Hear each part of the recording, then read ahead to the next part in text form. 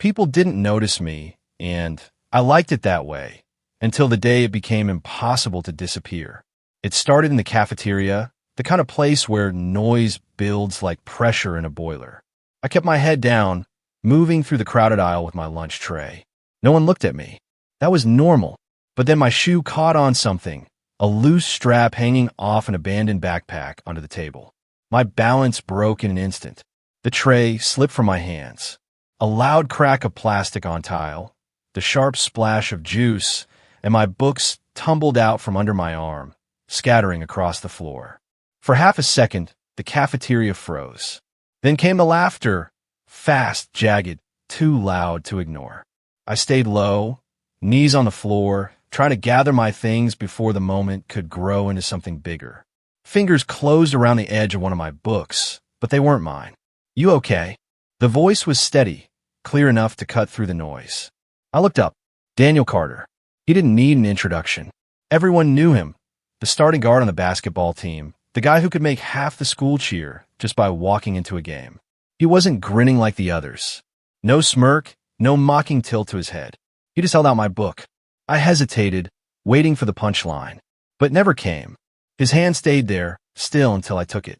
Then he bent down and started gathering the rest of my books, stacking them in a neat pile. The laughter around us dulled, replaced by the low rustle of conversations shifting away. I could feel eyes on us, but Daniel didn't seem to care. One by one, he handed me the books. Our fingers brushed for half a second. I froze, unsure why that single touch seemed to cut through the noise more than the laughter had. "Careful next time," he said simply. Then he stood, walked back toward his table, and sat down like nothing unusual had happened. I stayed there a moment longer, holding my books tighter than I needed to, pulse still loud in my ears. The rest of lunch passed in a blur. I kept catching myself glancing across the room, half expecting him to look my way again. He didn't, and yet I couldn't shake the image of him crouched on the floor, helping me in front of everyone, without hesitation and without making a spectacle. When the bell rang, I moved fast to my next class. But as I left the cafeteria, I heard someone behind me mutter, "What was that about?"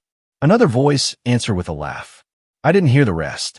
All afternoon, the scene kept replaying in my head, not as a humiliation, but as something stranger, harder to name. It was the first time in a long time someone had stepped into my space and not tried to make me smaller. And it was the first time I realized that sometimes the moment you least expect attention is the one that changes everything. The next morning, I didn't expect to see him again. One moment in the cafeteria didn't make us friends. It usually made people forget faster. But as I walked past the lockers before first period, he was there, leaning casually, one earbud in, scrolling through his phone like he had all the time in the world. When I passed, he looked up. "Liam," he said. Not a question, not a nickname. Just my name, steady and certain, like it belonged in his mouth. I managed to nod. My chest tightened, and I kept walking before my voice betrayed me. That should have been it. But later that day, I found him again. No, he found me, outside the gym. "Got a minute?" he asked, already turning toward the side hallway. I followed without asking why. We stopped near the old trophy case. The glass was dusty, the light above it flickering every few seconds. "You ever feel like no one actually knows you?" he asked. I swallowed. "Every day." He didn't react much, but I saw the shift in his shoulders. "Yeah, same." We stood there for a few seconds in silence. It didn't feel awkward. It felt like we'd stepped out of the noise without permission. From then on, it happened more often. Not by accident. Daniel was looking for me. Sometimes by the vending machine after school. Sometimes in the far corner of the library where no one went unless they had to. He'd ask things no one else did. What kind of music I liked. Whether I believed the stars told stories. If I'd ever wanted to just disappear for a day. Not out of anger, but for the quiet. I found myself answering. Really answering. Not giving the short replies I used to give when people made small talk. Once, he told me he used to lie on his roof when he was younger, making up constellations and giving them names he'd forget by morning.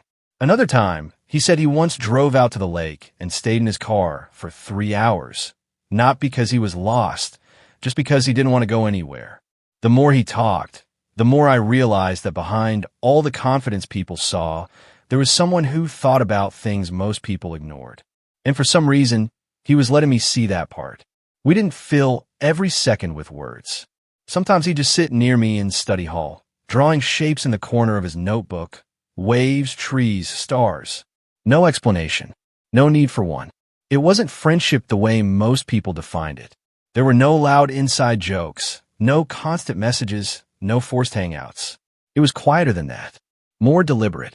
And yet, it felt like we were building something neither of us had before. Trust that didn't need a label.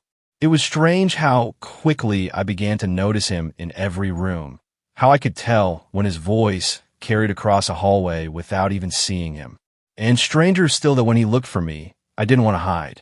It happened so fast, I almost didn't register the shift. 1 second we were running the same drill we'd done 100 times, the next everything changed. Gym class, mid-morning. The coach had us paired for close-range passing drills. Daniel and I had done this before. Our movements synced without much thought. The ball moved between us quickly, bounce, catch, throw. No words, just focus. Then my foot slid. Not enough to fall, but enough to throw me off balance. Before I could react, his hand shot out and caught my arm. Firm, steady.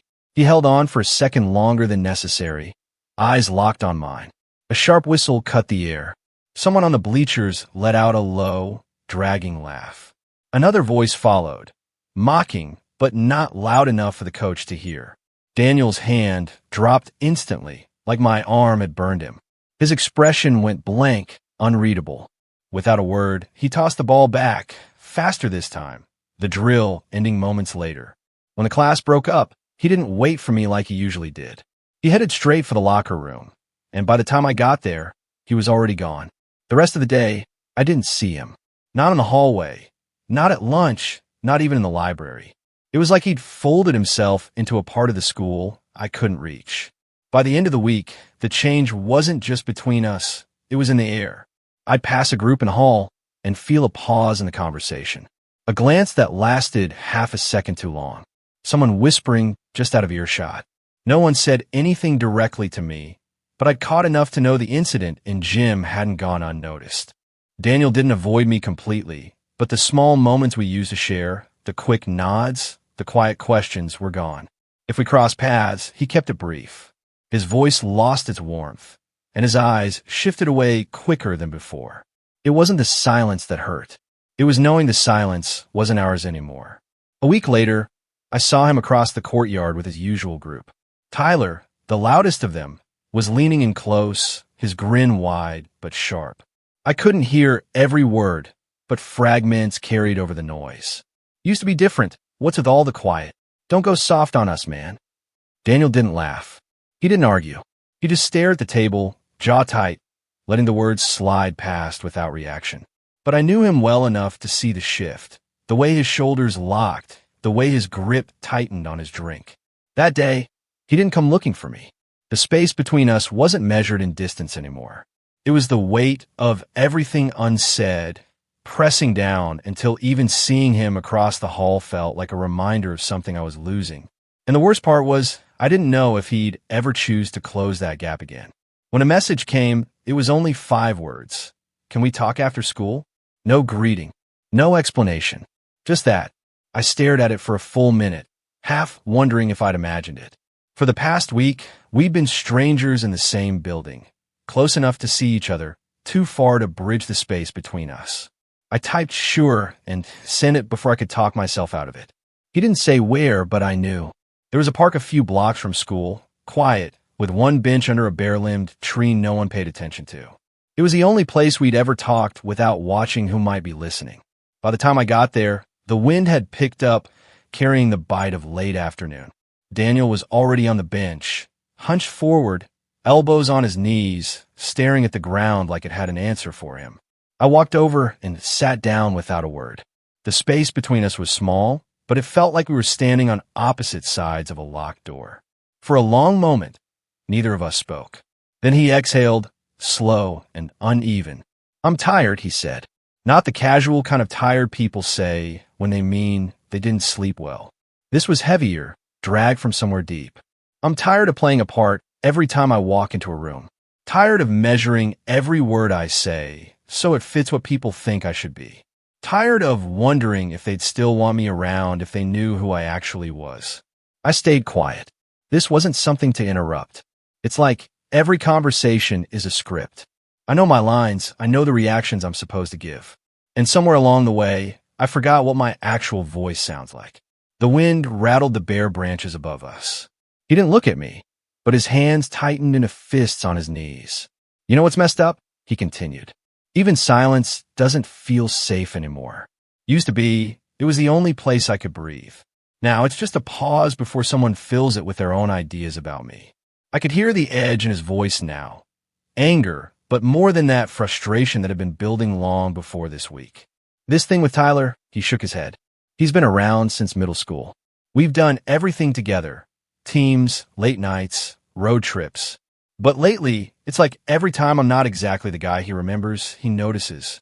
And he's not even subtle about it. He finally looked at me, eyes sharp but not hostile. And I hate that I notice too. I hate that I keep adjusting just to keep him comfortable. But if I stop, I might lose him. And if I keep doing it, I'll lose myself. I thought about what to say. The truth was, I didn't have a solution for him. So I gave him the only honest thing I could. I know what it's like to disappear into someone else's expectations, I said.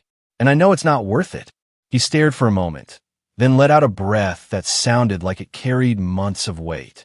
With you, he said slowly, I don't have to perform. I don't have to explain everything or play a role. I can just exist. And it's not complicated. I don't want to lose that. You won't, I said.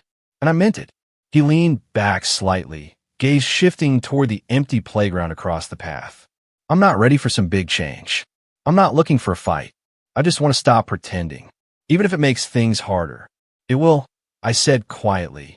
He gave a small, humorless smile. Yeah, but at least it'll be real. The air between us felt different now. Not lighter, exactly, but clearer.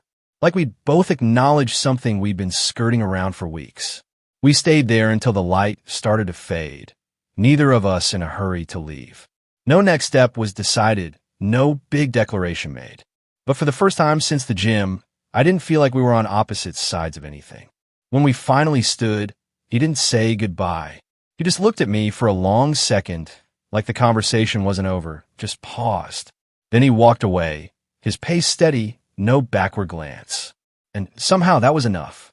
By morning, I'd convinced myself that whatever happened in the park would stay there. It was safer that way, unspoken, private. I didn't expect him to follow through on what he'd said. People could mean it in the moment and still back away when the lights came on. The courtyard was its usual blur of noise and motion. Clusters of students spilled from every entrance, voices overlapping into the low roar of 100 separate conversations. I kept my eyes forward, weaving between them, head down. Halfway across the space, I saw him. Daniel was walking toward me, not just in my direction, straight to me. His pace was steady, unhurried, and there wasn't even a flicker of hesitation in the way he moved. For a heartbeat, I thought maybe he'd just pass by, but he stopped right in front of me, close enough that the rest of the crowd blurred. Without a word, he fell in a step beside me. That alone was enough to pull attention. Conversations stuttered. A few heads turned. Someone laughed, short, sharp, trying to make it sound like nothing. Others just stared. Daniel didn't look at them. He didn't look at me either. His eyes stayed forward, his stride matched to mine, like this was the most natural thing in the world. No announcement, no performance, just the choice to stand here, in full view, without leaving room for doubt. I felt every glance on us, but the usual weight of it was missing. It was still there, but he was too. That changed everything. We crossed the courtyard like that, side by side, and I realized he wasn't speeding up to get through it. He wasn't shortening the moment. If anything, he seemed to hold it still. Inside, we walked the hall together. No words exchanged, just the steady rhythm of steps and the quiet between them. The space that had felt fractured for weeks now felt intact again. Not because anyone approved, but because we stopped asking for it. At his locker, he leaned against the metal and glanced my way. Lunch, he asked like it was a given. Yeah, I said. When the time came, he didn't drift to his usual table. He crossed the cafeteria, tray in hand, and sat across from me. That move was louder than anything he could have said. The room noticed. It went still for a breath, then burst back into noise. Louder now, more pointed in certain corners. Someone from his team looked over, eyebrows raised. Tyler didn't say anything, but I saw the flicker of recognition in his eyes. Daniel started talking to me about a science project we were both half interested in. His tone didn't shift when the whispers picked up again. He didn't lower his voice. He didn't rush. It wasn't defiance. It was something quieter and sharper, refusal to shrink. Later, between classes, I caught him waiting by the library doors. We sat in our usual corner, and he told me he'd been thinking about constellations again. Maybe people are like that, he said. Everyone sees the same points, but only some connect them the same way. The lines are different for everyone. I told him maybe that was why some people understood each other without having to explain every detail. He nodded. That's why I'm here. With you. I'm done letting someone else draw the lines for me. The rest of the day followed that pattern. Passing in the halls without looking away. Pausing between classes to talk about nothing that mattered to anyone else. Walking out of the building together without splitting paths. Each time, there was the quiet hum of attention from the people around us. But no one stepped in. No one tried to stop it. When we reached the park near his house, he slowed. It might get worse before it gets better, he said. I know, I replied. But I'm not going back, he added. You don't have to explain that to me. He gave a single nod, holding my gaze for a moment longer than necessary. Then, almost under his breath, I'll keep showing up. I believed him. As he turned toward his street, I stood there, watching him go. The noise of the day still clung to me, but it didn't feel the same. For the first time in weeks, there was no space between us left to close. And it was enough. The change wasn't explosive. It didn't tear the school in half or cause scenes in the hallway. It was slower, but no less noticeable. After that morning in the courtyard, the way people looked at us shifted. Not everyone stared outright. Most glanced quickly, testing the new picture in their heads. Some avoided looking at all. The small differences came first. In classes, Daniel would claim the seat next to mine without hesitation. In group projects, he paired with me before anyone could suggest otherwise. At lunch, we stopped pretending it was chance when we ended up at the same table. It wasn't about being inseparable. We still had our separate circles, separate routines. But the invisible barrier between those worlds had thinned. Some of his friends kept their distance now. It wasn't hostile, just quieter, like they were waiting for him to drift back to the version of himself they were comfortable with. Tyler stayed polite in public, but there was a gap in his voice when he spoke to Daniel. I caught the way Daniel noticed, too. Between classes, a few comments slipped through. Not always cruel, sometimes just testing for a reaction. You two hanging out a lot now. Guess you got a new routine. Always with that edge under the surface, as if the real question was something they weren't willing to say out loud. Daniel never rose to it. He didn't joke it off, didn't explain. He'd answer with a short, yeah, or not at all. Then he'd turn back to me like the conversation hadn't even happened. I learned to match him. The less we gave them, the quicker their interest faded, at least on the surface. Our own days took on a rhythm. He'd meet me by the lockers in the morning, a nod, or a small hey, enough to set the tone. In study hall, we'd sit close enough to share quiet exchanges, sliding notes back and forth when the room was silent. The notes weren't about anything big, songs to listen to, a strange fact one of us had found, a question like if you could leave for a day without telling anyone. Where would you go? He started inviting me to watch him at practice, not to show off, but because he said it was easier to focus when he knew someone was there for him, not the scoreboard. I'd sit on the edge of the bleachers, reading or pretending to while catching glimpses of him scanning the gym until he found me. The more we shared these small things, the more the noise around us started to feel like background. That didn't mean the pressure disappeared. Some days, I'd catch the look on his face when certain people passed us in the hall, a subtle tightening in his jaw, a glance toward the floor. It was a reminder that even when he looked steady, the effort it took to hold that ground didn't come for free. We didn't talk about it every time, but on the days when the weight was heavier, we'd end up back at the park after school. We didn't need to rehash what had been said in the courtyard. Just sitting there, side by side, was enough to strip the day back down to something manageable. One afternoon, While we were there, he said, "It's strange. I thought if things changed, it would be all at once. Like a door slamming. But it's more like he stopped searching for the word. Like the room's the same, but the air in it isn't." I told him maybe that was better. If a change is slow, you've got time to decide which parts to keep. He liked that. Said maybe that's what we'd been doing without realizing it. Choosing which parts to keep. By the end of the first month, the initial whispers in the hall had softened. Not gone. Never gone, but quieter, more routine. The people who wanted a reaction didn't get one, so they moved on. It was the smaller moments that made the difference now. The way he'd spot me across the cafeteria and tilt his head toward the empty seat next to him without saying a word. The way, during a group discussion in class, he'd back up my point before adding his own. The way we could be in the same room, doing completely different things, and still feel connected. Even in the quiet, I could feel the shift. We were no longer moving through the school like we were avoiding being seen. We weren't forcing attention either.